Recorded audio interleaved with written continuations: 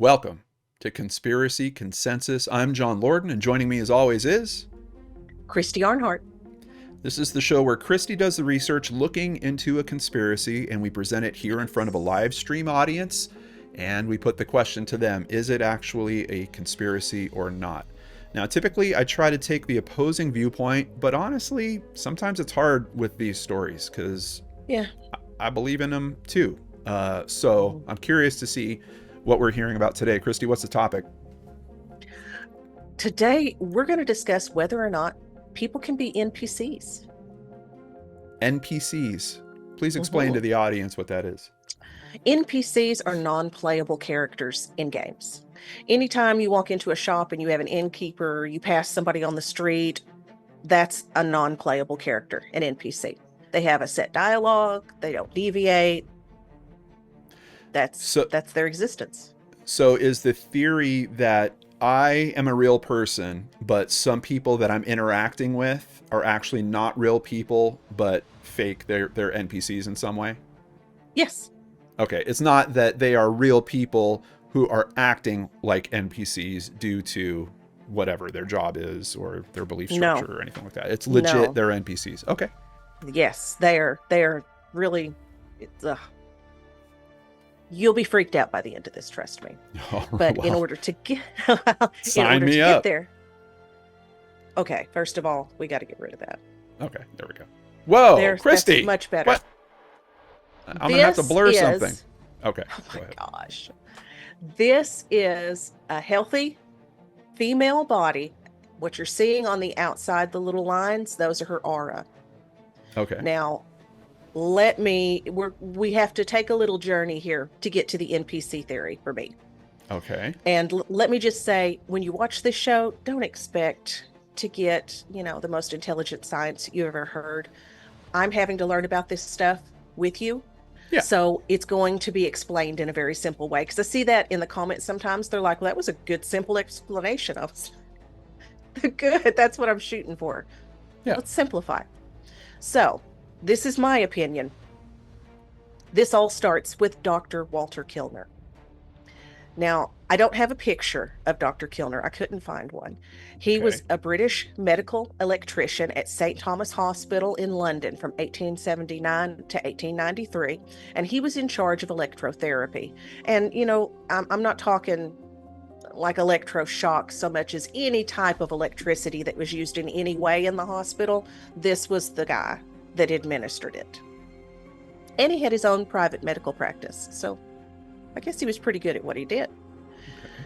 Now, what he wrote a lot of papers on the stuff that he did, but the most important one that we remember today was called The Human Atmosphere. And he wrote that he believed that the human energy field, or the aura, is an indicator of health and mood. Now, we all know that science has not definitively said we have an aura or we don't.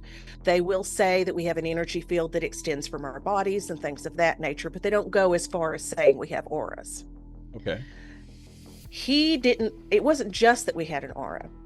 It was that you could diagnose people. You could look at them and tell their mood when they walked up, which is a very interesting idea. Mm-hmm. But how do you see the aura? Because from my understanding, not everybody can see it, but you can train yourself to. Okay. And if you don't want to train yourself to, you can buy a pair of goggles. They have, the glass slides in them are called Kilner screens.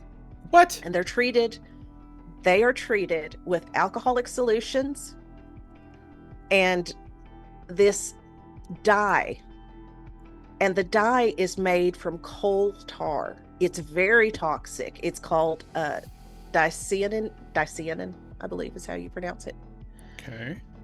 And it helps you to perceive the electromagnetic radiation outside of the visible light spectrum, called N-rays.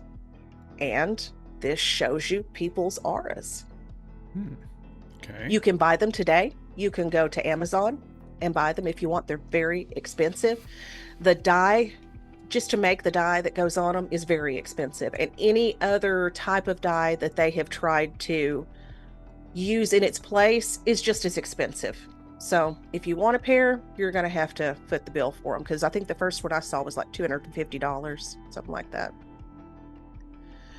But it's rumored that the U.S. government, you're like, if you can see auras and whatnot, why don't you do this more often? Well, because the government banned it. Because you can see more with these glasses than just a person's aura. It's rumored that you can also see things outside of our light spectrum, ghosts, demons, all kinds of stuff like that. Now, I didn't find anything to substantiate that, but that is what the internet says. And that's not the first time that I've heard a color story like this. There's the big one going around about soldiers in Vietnam using red lenses so they would have night vision instead of the ones we have now. They originally started out red. Mm-hmm. Evidently, there was something about this red that enabled them to see creatures that you couldn't see in the normal light spectrum. And they quickly took them away, never made them again, and it's not talked about. But that's a whole other side thing. Different colors, different spectrums, you see different things, because we honestly don't see a lot of what's out there. Now, not to mention the fact that those glasses are going to screw your eyes up if you wear them too much. They're hard to wear. They give you headaches. He says after you learn to use them, you should be able to see auras on your own. Or, do what I did and just watch a video on YouTube. They're very easy to train yourself to do it, actually. Okay. Now, he called it seeing your etheric double, or your inner aura and your outer aura. I don't know. He was really cool about this, right? So, one thing that he noticed, and this is why I tie these two theories together. One thing that he noticed when he used his aura glasses is that not everyone has an aura. Okay. I thought that your aura was not just tied to your physical body, but tied to your spirit as well. Okay. And I thought that everyone who was alive had a spirit. But according to this, maybe not. Some people are going to say it's demons.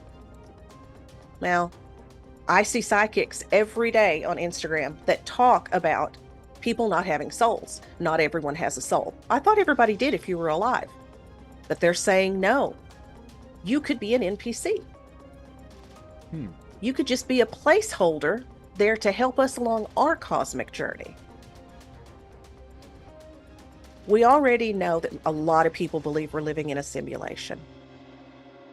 There's a lot of scientists out there who will actually say, yeah, the data shows. I've watched videos where this one kid walks into the mall and he's filming everybody.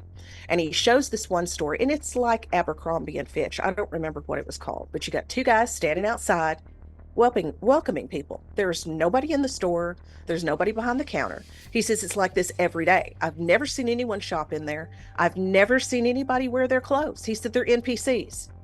That's just all this is here for, is just a facade, which is creepy.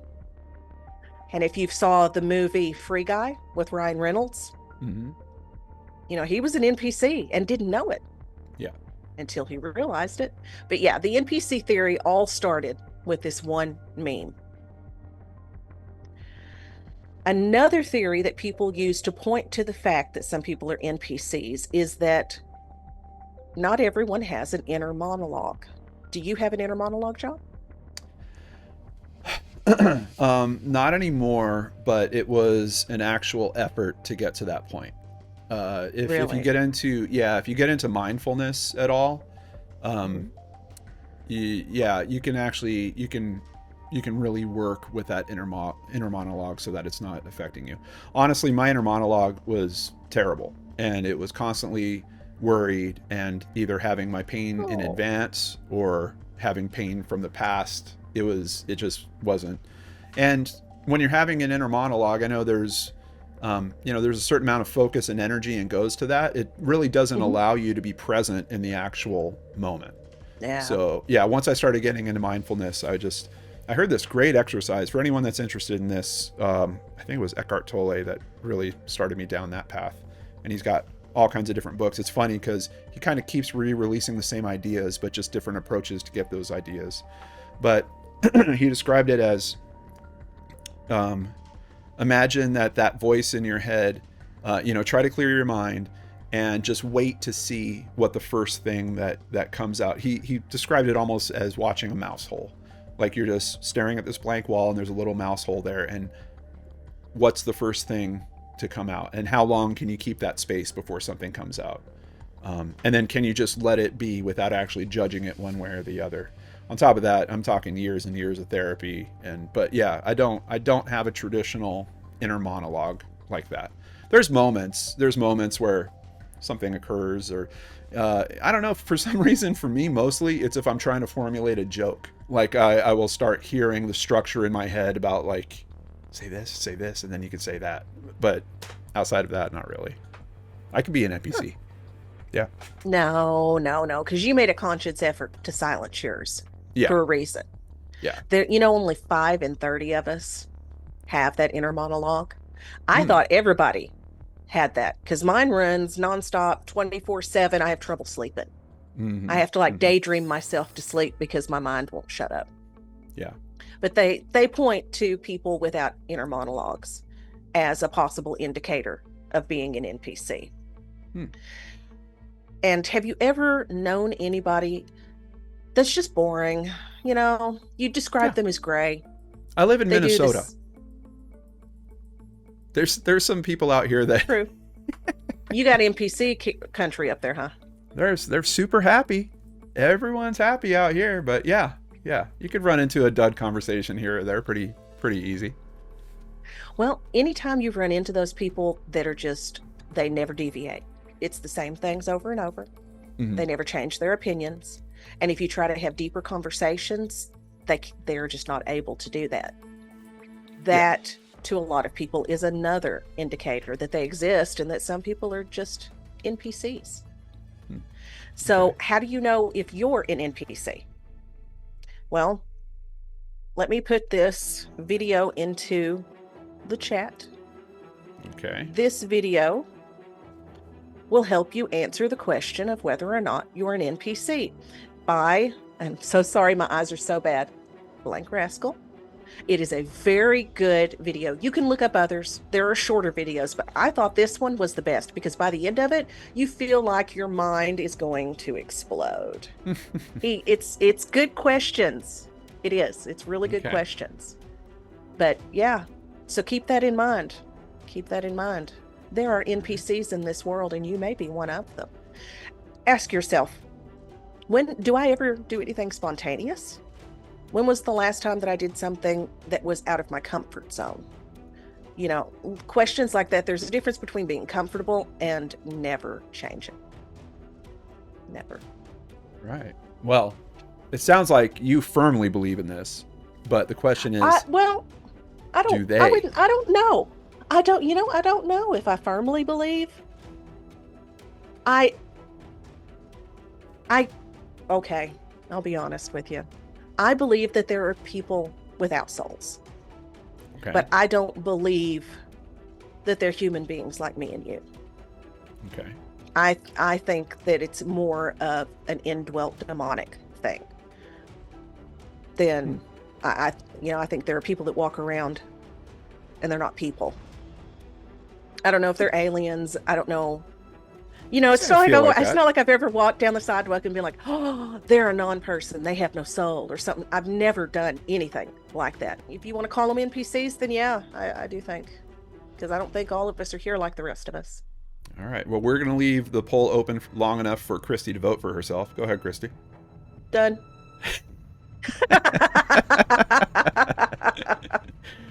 And let's go ahead and close it up there. We put the question to the audience. Are some people really NPCs? We asked them yes or no. And what they came back with, uh-oh. Well, you know what's happened. What happened? The NPCs are voting. Oh, that's true. Everyone watching is an NPC. Of course no one thinks they're an NPC. Christy, I think we need to have a tinfoil hat for you, and you should put it on. when we run this video. You know, that's not a bad idea. It's really not. And look I at would this. not do that. Gito's already like, ask Agent X. Ask him. Oh, well, I guess we should. Go for X. X, it's Lorden. Lorden, good to hear you. I was just rappelling down the side of the Burj Khalifa with a briefcase full of rogue carrier pigeons. Seems they were delivering encrypted messages for a shadowy organization known only as the Feathered Five. What conspiracy are we diving into tonight, John? Well, Christy is trying to convince me that some people are actually NPCs, or non-playable characters, in real life.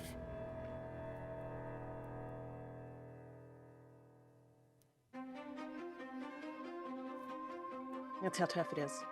Did we melt his mind? We did.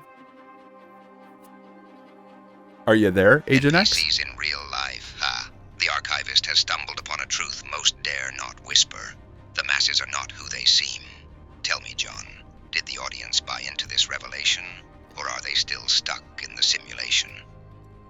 Only 35% think that there are real NPCs. 35%. Pathetic. They're clearly agents of the Matrix. But don't worry, John. I have proof that'll shatter their programmed reality. I once intercepted a coded transmission disguised as a Rick Astley song. Turns out, the lyrics were a firmware update for sleeper agents. And I have a photograph of a squirrel wearing a Bluetooth earpiece. Coincidence? I think not. Before I forget, John, tell Christy that the digital doves have landed. Their message. The truth is out there, and it's playing Red Dead Redemption. Now, if you'll excuse me, I have to disappear into a cloud of smoke and misinformation. Agent X, over and out.